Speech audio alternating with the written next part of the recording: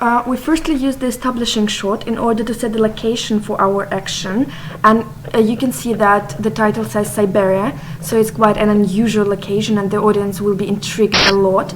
We also use the pathetic fallacy, and you can see that there is snow and it's winter, so basically it's the time for dying, and the audience can feel it from the beginning, that there is a disturbed feeling. Here we use the close-up of a raven, and it's symbolic for the death, also establish a disturbing atmosphere.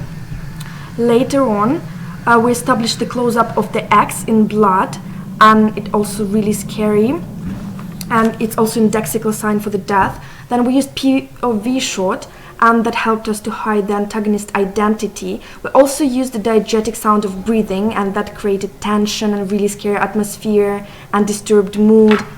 And we used different camera, and you can see that there is worse quality. This was a handled shot, so it's a bit shaky, but it's nice because we wanted to add real effect, so it looks really real feeling. Later, we are using hold on.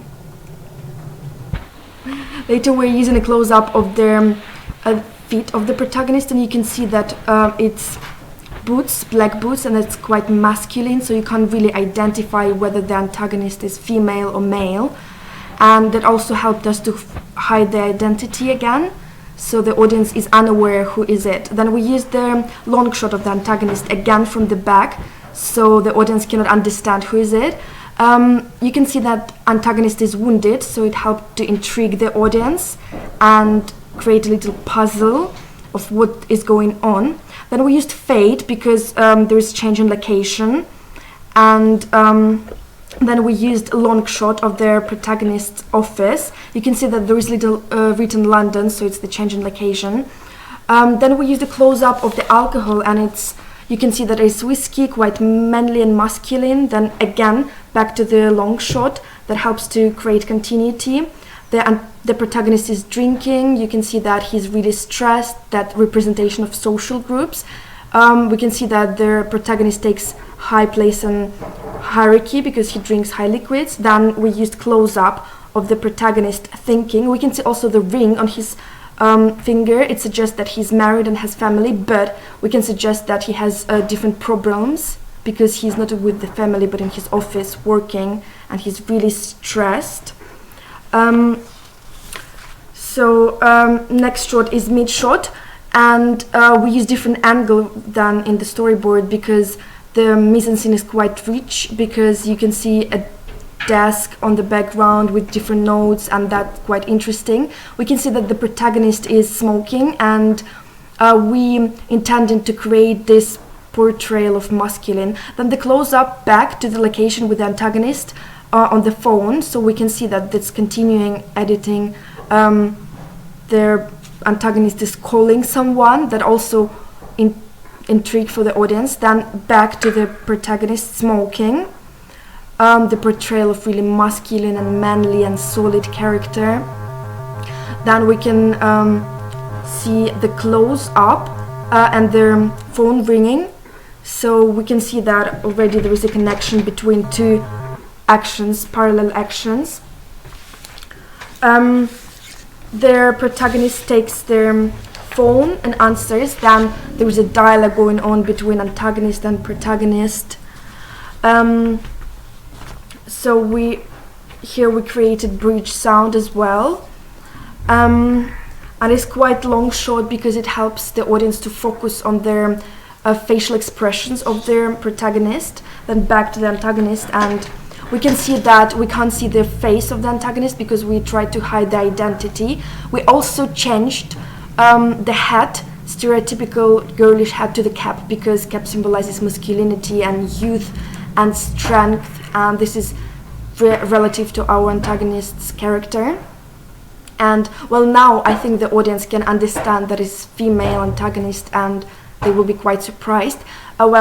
Now we're back to protagonist close up, and the audience can see the surprise in their protagonist's face.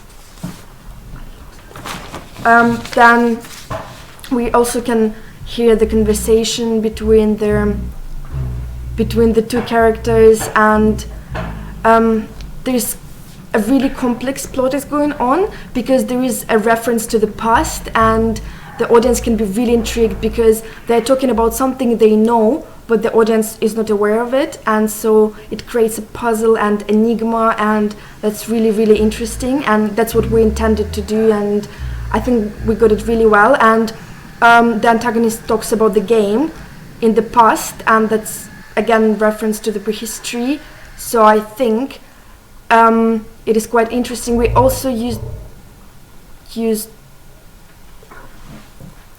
it from the stimuli, True Detective, because the time isn't present, but there are some references to the past of the detectives, so we used it in our production as well, that I think is really, really good, and I liked how it worked.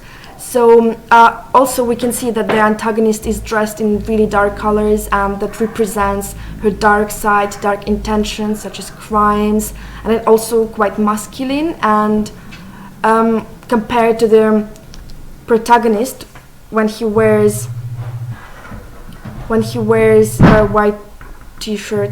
Well, also the antagonist character is quite not stereotypical, because we presented not stereotypical view of gender, because she's quite masculine and not passive and submissive, but active and quite superior.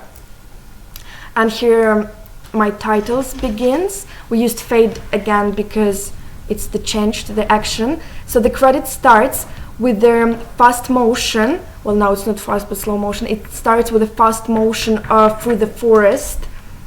I borrowed this idea from their Walking Dead titles, and because I really liked it, it creates mystery and tension. We used names of the actors. We used red color for this because I think it's quite significant. That symbolizes danger and blood, and also sort of death, and implies something threatening. Then we used the close-up of the hand with the worms, and that's and this is the sign for their death as well. Then we use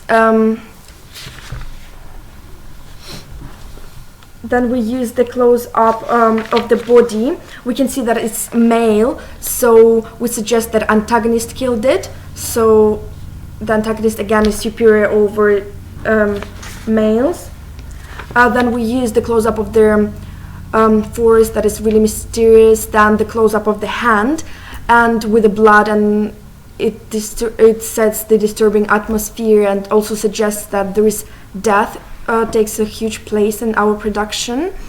The colors that we used are quite unusual, and I think they create this dull atmosphere and really disturbed mood. Then we used candles, and I really like this idea because it's reference to some religious aspects. We were thinking about iconography for religious aspect, and we thought about their candles.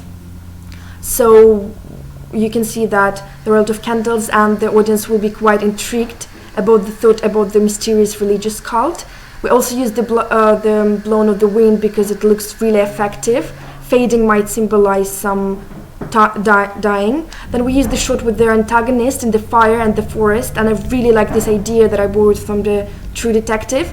Fire might symbolize wild nature of the antagonist, whereas the forest symbolizes the mysterious side of her, and yeah, that works quite well. And then the final shot is with our titles, Cat versus Mouse, and again we use the red color that symbolizes danger, and it gets stuck in the mind of the audience because it's so bright. And then we use the animation of the blood that I think is quite effective, because the audience straight away can understand that there is some threat and crime and blood and death, and yeah, I think that's what we really intended to do, and I really liked it.